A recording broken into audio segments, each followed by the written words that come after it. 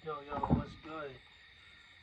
Capture Podcast, episode, whatever episode we on. It's a hell of a glare going on right there. So, I thought if I sat in front of it, it would make it better, but it didn't. Let's move this a little bit. Oh, it's still not better. Okay, let's move. Is that better? Let's check a little lower. Oh, that's as low as it gets, motherfucker. That's definitely better. Alright, what's good, y'all? CaptchaCast, whatever episode we on. It's been real, it's been fun. A lot of shit to talk about. Um, Most immediate thing that's on my mind, man, the show Snowfall is so fucking good. Um, Finally made it to season 6. I've been binge watching it lately. Season 6, the newest episode of it, or the newest season of it. Finally made it there, bro. It is just like insane, bro. It's just insane, bro. That some crazy ass shit just happened. That's all I'm saying. I'm still like, fuck, dude. Like, damn, man. Oh man, that show's crazy. Like for real.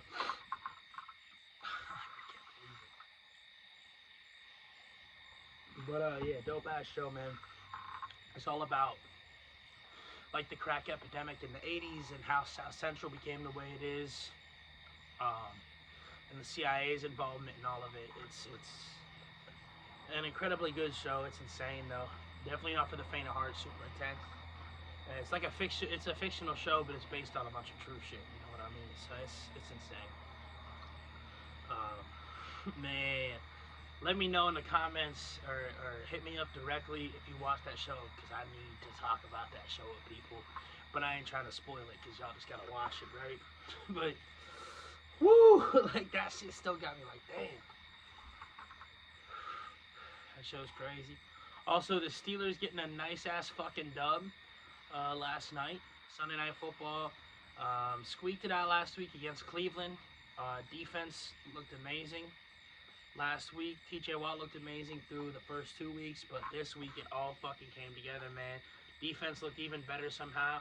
Levi Wallace, man, I was talking shit about him, like, honestly, before the game, and this is not the first time this motherfucker's done this, right? Much respect to Levi Wallace. I love whenever I shouldn't be talking shit about anybody, right? I've never been in their position zone. But you know how it is as a fan. You're just watching TV. You're like, you know? And, so, you know, I had a few of those moments, maybe with Levi Wallace in the past. And in the past, what he's done is he's proven me wrong, had a big pick in a big game, and that's exactly what he did last night, except for he had 2 of them, man. Fucking much respect to Levi Wallace, man. Ended up having a great-ass game. Pat Pete now becomes the sole active leader in interceptions in the NFL with 36, I believe. So that's dope. He's now had a pick in every year of his career, which I believe is already more than 10 years at this point. So that's just an awesome stat, man. You can tell he's maybe lost a step on the speed, but he's played really well for us. Been a good signing, good value signing. Joey Porter Jr. looks like he continues to develop and impress, and that's amazing. Love seeing that. Alex Highsmith didn't do a whole lot this game, but he takes the pressure off of TJ. Even when he's not putting up a ton of stats, and he still had some nice plays. We had a defensive tackle who had some nice plays. I can't even remember his name. Like the whole defense was balling out, man. It was really cool to see. Minka got called for a bullshit penalty that almost lost us the game. It got called for a roughing the passer for helmet to helmet. Bro, Minka comes in, he hits this dude's shoulder, and his helmet kind of like just happens to tap the other dude's helmet. There was no force at all between the helmets. At all. Between Garoppolo's helmet and his helmet. It's insane. They called him for that. It wasn't really a bullshit. The leverage call was legit, but you still don't see it called a whole lot, so it was weird. And there was another call that was bullshit, too. It was like all in the same drive. Like, I swear to God, bro. That players can't say because they'll get fined, but I sure as hell can. And that's that the fucking refs were trying to fix that game to make it more competitive because it was Sunday Night Football. I 100% believe that. But we did a good job overcoming that. Putting together a nice victory. Kenny Pickett looked the best I've seen him look in a long time, definitely since last season, or definitely since the preseason, I guess, at least. But probably the best he's ever looked in a real game situation in the Steelers uniform. Offense still didn't do anything crazy, but it was just kind of the first time in 3 years, to be honest, that I've seen us, like, in a game look like we know what the fuck we're doing with our offense. Even though they didn't put up crazy numbers or crazy points, they just looked in control the whole time. They didn't look like confused or just like, oh, what do we do now? Like we've looked in the past 3 years. They didn't look like that at all, man. They looked really, really fucking, not like amazingly good, but they looked very serviceably, acceptably good last night. It was awesome to see. Garoppolo had a rough night. Now it looks like he's got a concussion. He's had a rough start to his Oakland tenure. So it's going to be interesting to see how he responds to that. Devontae Adams had some shit to talk after the game. And I mean, he had like 13 catches for 170 yards or something like that. And he's not wrong. That's how it's been for, I think it's been 3 or 4 years now, or maybe even 5 since he's been a Raider. And I mean, that's how it's been. You know, he puts up big numbers and his team loses and he's fucking tired of it. And I don't blame him. I don't think he should have ever left Aaron Rodgers when he was in Green Bay, and I kind of expected that to happen, but, you know, I don't blame him at all for wanting to trade either. He's starting to get up there in years. He's in his 30s.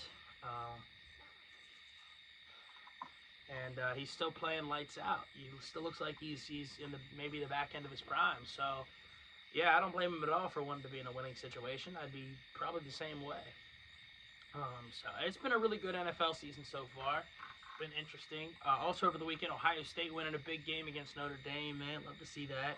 And it was just weird because I know that Shane Gillis, who's a big Notre Dame fan, and Joe Rogan's producer Jamie, who's from Columbus, were both at that game. So that's dope. I just envisioned them watching it, and now Jamie gets to talk shit to Shane Gillis the whole time. Like I feel like I hope that's on the next time they do a podcast together. That'd be lit. That would be lit. Young Jamie and Shane Gillis with some Ohio State shit talk. That would be dope.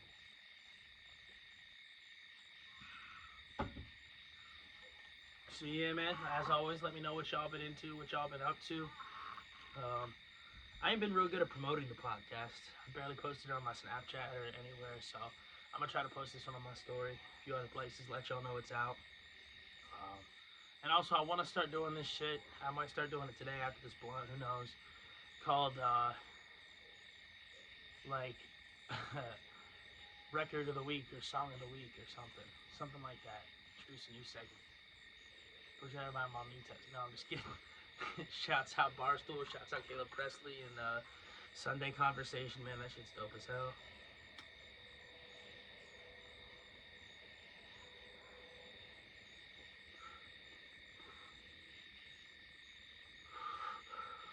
Worst comes to worst, if I don't start at this one, I'll start at the next one. I swear, I'll just have it more prepared. But we'll try to start at this one after this blunt.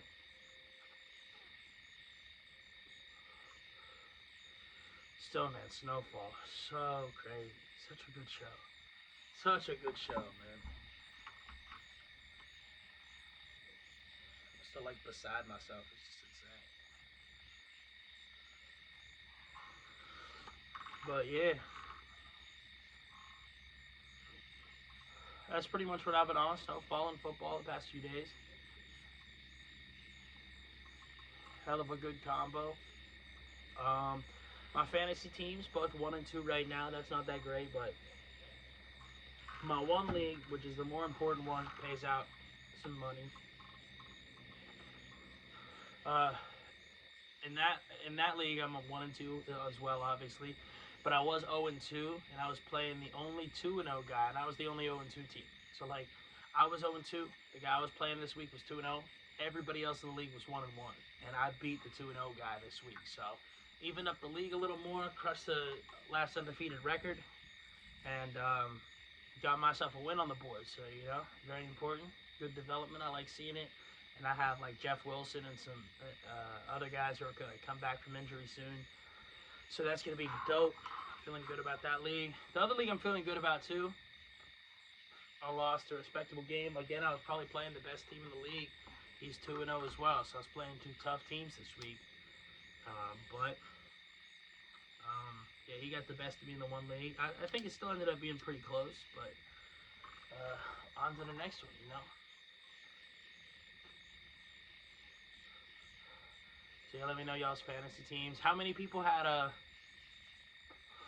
Arcade or Archan or whatever the hell that guy's name is pronounced from Miami? Because I bet not many people. I bet not many people did. and he went off, dude. He's their backup running back. Obviously, they put up fucking 70. Uh, their backup running back went for 202 yards on the ground and then 4 total touchdowns, too. Like, that's fucking insane. Hell of a night. Or hell of a day, rather. Hell of a day for football in general. The Ravens lost. Love to see that. That's always beautiful. The Browns look pretty good, actually. Um, Deshaun looked probably the best I've seen him in a Browns uniform to date. Cowboys got crushed. That was wild to see. But it was a weird week for them with all the injuries, so I kind of expected it to be a weird game, kind of a trap game a little bit, playing a team with nothing to lose. Kind of saw that one coming. I don't think it means anything for the Cowboys as long as they don't let it mean anything. Shit's going to happen over the course of the season. Got to realize that's just part of it. And the Bengals are playing tonight. And I really thought, it seemed to me like all the articles I was reading were saying Joe Burrow was like, I was reading articles about him maybe heading to the IR for that calf strain somehow. And now he's fine and he's playing today. So and I think that speaks more in general to how fucking awful journalism is right now. In a way. And in a way, it's the best it's ever been, too. Because, you never had such independent journalism like you do now. Where people can get news and information and facts and opinions from places who aren't controlled by these big corporations, these big industries like Big Pharma, the military industrial complex, Lockheed Martin, BlackRock, all these companies that own America and own the politicians. So now there's independent media where we can get, and everybody's kind of figuring out about some shit. But the scary thing is now they're coming after all those independent media guys. We've seen it happen. They came after Trump. He's indicted on 5 bullshit charges right now. They came after Andrew Tate, tried to say he was a rapist and a kidnapper, even though the women he was supposedly raping and kidnapping said that he never did anything close to that and that he was only a friend to them. And they said, oh, they're brainwashed. Their testimony can't be used. Like, what the fuck? It's complete malarkey. It's complete bullshit. And now the playbook continues. They tried to come after Joe Rogan. We saw that for the vaccine. They tried to say they changed his skin tone and tried to say he was taking a horse tranquilizer for a disease that's won a Nobel Prize for its use and efficacy in humans. That it's been used in humans for, I believe, decades. None of those took, really, thankfully. I mean, some of them did. The Joe Rogan one didn't. Most of the other ones didn't. I think they tried to kill RFK Jr., unless that was just some crazy guy. They denied him Secret Service, then an armed man approaches him violently at a talk a while ago. Coincidence? Maybe it is. Who knows? And then now the latest playbook, they're coming after Russell Brand, trying to make up sexual assault charges against him with no evidence to back him up, but they've convinced all the fucking woke sheeple on Twitter and all these fucking, anybody who watches mainstream media and all the woke social media, you know what I mean? They've convinced all of them that it's just true because somebody says it. And if somebody says it and they don't like Donald Trump, it has to be true. And if somebody says it against somebody who does like Donald Trump, then it's double true. So you have to hate that person. That's what they're teaching people, man. And a lot of people fucking believe it. It's disgusting. It's horrifying. But the only way we can rise above that shit is to keep talking about it. Don't believe the bullshit. Don't believe the lies. Don't feed into it. Don't feed into the narrative. Think for yourselves. Be smart. You know what's going on here. And now you're seeing it with Dave Portnoy, too. Founder of Barstool. Now they're trying to take him down. Barstool, another independent media company. Now they're trying to take him down, saying that he said misogynist comments about, like, Jesus Christ. It's called the First Amendment. Say something back then.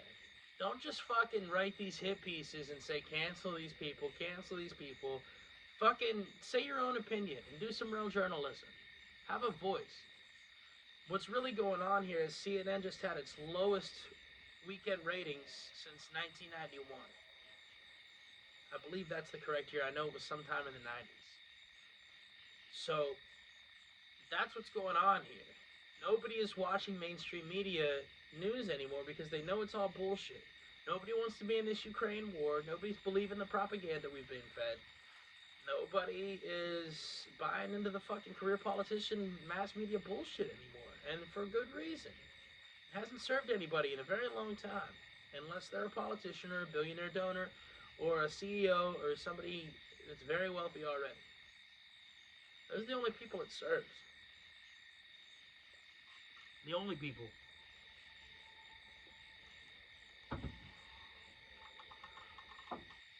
And it's just wild. Wild what a world we live in, man. It's insane. And it's like they say, what are you gonna do? All we can do is keep talking about shit. Keep talking about shit, keep trying to make shit better for everybody, keep trying to get closer to the truth on everything. That's all we can do.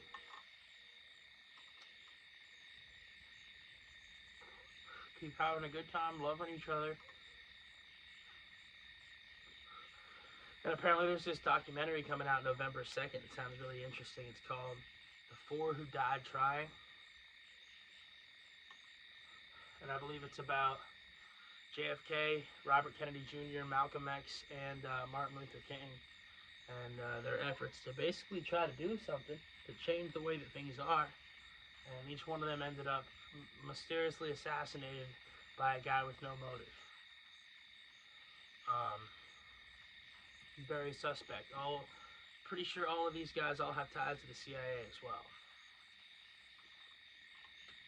I know that JFK, before he was murdered, said that he wanted to take the CIA and scatter it into a million pieces, or break it into a million pieces and scatter it into the wind. RFK Jr., right before he got murdered, he was looking into the JFK assassination, really investigating the CIA, and also, I believe, trying to dismantle the CIA. The FBI has admitted they had an open case on Martin Luther King Jr. They've admitted that they sent him material to try to dissuade him from speaking and being a leader. They would send him blackmail about his extramarital affairs. And then you got Malcolm X, who had an even more pronounced, I guess you'd say, some would say violent, some would say radical narrative than Martin Luther King.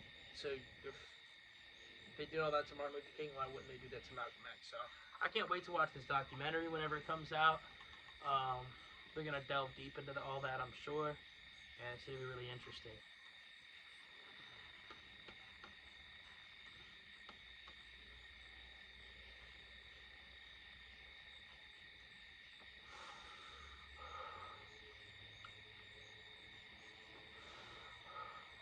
It's a dope ass night out here.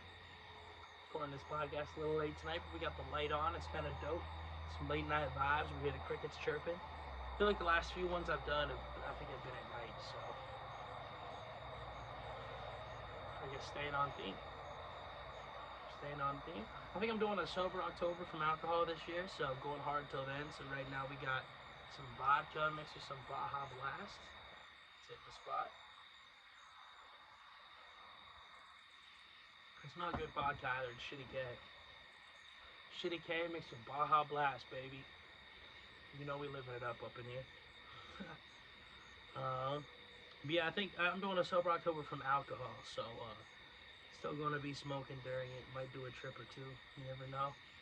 But you know, just healthy, because alcohols get that physical addiction. So I know I like to drink, like to put some down, but I also want to, you know, sort of prove to myself I can take a month and break away from that, the physicalness of it. You focus on other things, more productive things, healthier things, physically, mentally, emotionally, all that shit. So that's gonna be fun. But like I said, until then I'm going hard, so that's gonna be fun too. So cheers.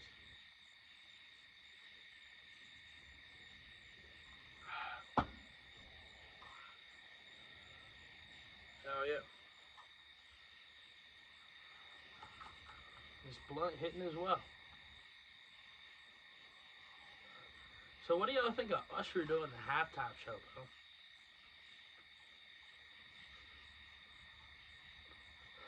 I fucks with some Usher. I fucks with some Usher.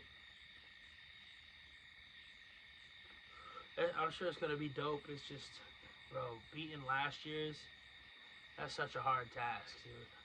Rihanna, and then the year before, even like 2 years after, one with Dre and M and Snoop and Kendrick and 50. Dude, that shit was crazy. And Mary J. Blige, dude, that shit was crazy, bro. That shit was dope as hell. That's still, I think, the best one there's ever been. Rihanna's close, The Weeknd's close, Bruno Mars's was good. I feel like I remember.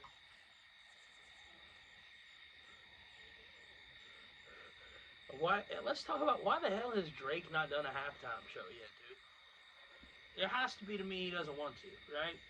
There's no way to me he hasn't been offered. It's impossible to me that he hasn't been offered the halftime show. There's no way. I feel like a lot of people don't want to do it anymore. First of all, you got to censor yourself. Second of all, the acoustics and the audio has to be fucking awful in there. Third of all, nobody's there to see you. They're there to see a football game. Fourth of all, a lot of it's become political now. Fifth of all, I don't know if I said that, but you gotta censor yourself. I feel like it'd just be way too fucking, like, planned outside of your control. I don't know why. I don't know why. And if not, it gets expensive. Like, I think The Weeknd ended up having to pay, like, millions of dollars or hundreds of K or something like that for all the shit that he did during his. Which is crazy. You shouldn't play the Super Bowl and be in debt from it. The fuck? Like, it's crazy.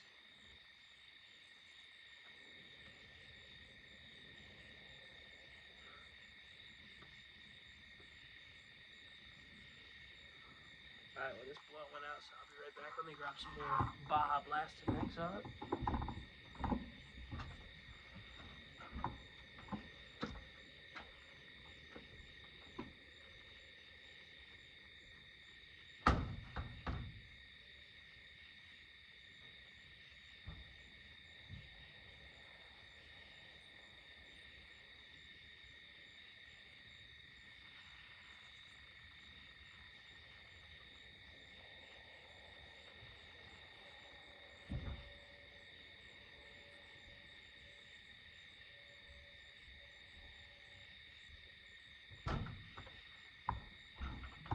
And we back. Back and better than ever, baby.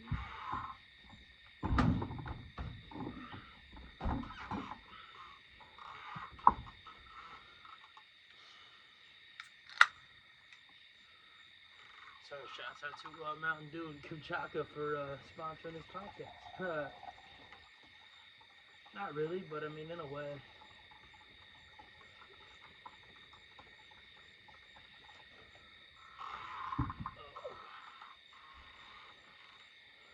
Spark this blunt back up.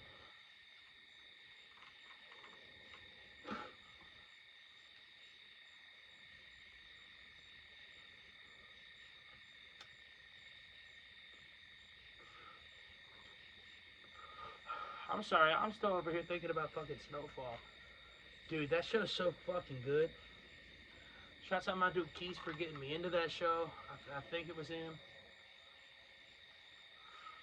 I'm pretty sure I was at Bro's crib one day and just chilling, smoking with the homies, and then I think they was watching that show. And I just remember, I don't even remember what episode or nothing they was watching. I just remember seeing it and like, dude, this show's crazy. I need to watch this shit. So then I went back, started it from episode 1, and bro, never looked back. I can't even lie, I did have to stop at times. Like, there'd be times I'd watch like 2 or 3 seasons in a row and then I'd have to stop watching, right? Because I'm just like, bro, this shit too intense. Like, I'm too into it and I'm waking up getting super stressed, bro. And bro, that show will have you waking up stressed like you're a coke dealer. I swear. Should have you waking up looking over your shoulder and like looking at everybody. And there's a certain extent of that I think is good, right? Like, I think it's good to always, god damn it, this blood. I think it's good to always be prepared in any situation for anything to happen. I think there's some value There's a lot of value, I think, actually, in that mindset. But also, there's definitely a level where it can get taken too far and it gets veered into paranoia. And honestly, I think that's how a lot of people end up, like, making mistakes and in situations where they can't get out of, making bad decisions in an instant just because of that paranoia. So I think it's always good to watch for that. Like, that show be giving it to you. And so, either you gotta be like, all right, I'm taking a break for the show.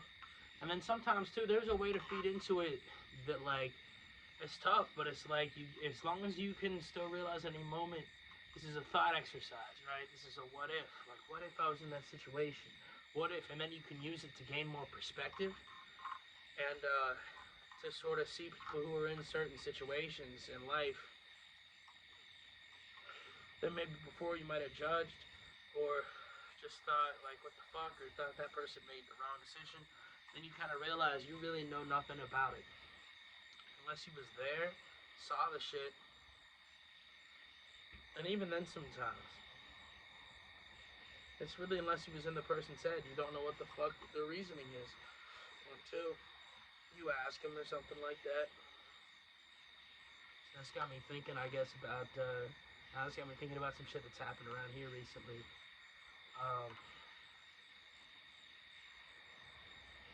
Man, Cambridge was a cool ass place to grow up. I realize that more and more every day. For being such a small town around here, we really did have a decent amount of, like, different people, diversity and all that like we went to school with and everything, and like met a lot of different cool people from different cool backgrounds, and met a lot of assholes from a lot of different backgrounds too.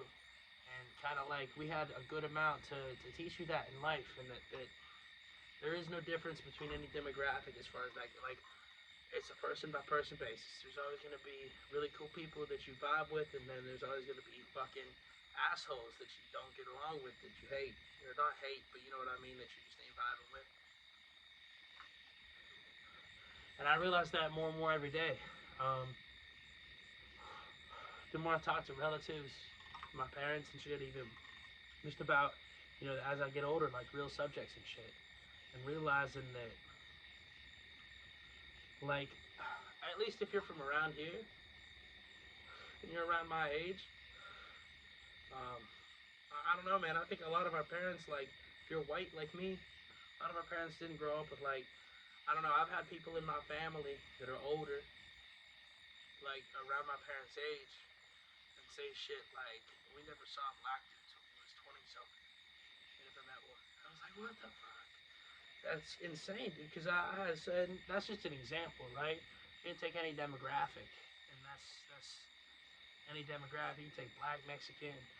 I went to school with some people from Kuwait. I've talked about, like, Russia, a lot of different places, man. More that I can't even think about, too. Like, I'm just drawing a blank. But we had, like, South Korea. We had a kid exchange from South Korea or something. Dude, like, and those kids were the best, bro.